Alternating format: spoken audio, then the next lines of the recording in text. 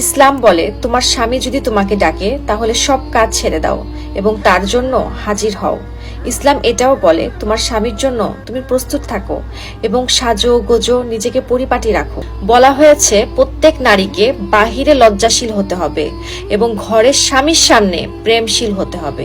এখন যদি আপনি আপনার স্বামীর সাথে প্রেমশীল না হন, প্রেম না দেখান, তাহলে পুরুষরা তো প্রেম খোঁজার জন্য বাহিরে যাবেই। আমরা যখন বাহিরে কোনো অনুষ্ঠান বা দাওয়াতে যাই তখন স্বামীকে 2 ঘন্টা বসিয়ে রেখে সবচেয়ে সুন্দর পোশাক পরে নিজেকে পরিপাটি করি, আর স্বামীর সাথে যখন কোথাও ঘুরতে যাই তখন আমরা 1 মিনিটে ঘরে যেটা পরে আছে সেটা পরে স্বামীর সাথে বের হয়ে যায়।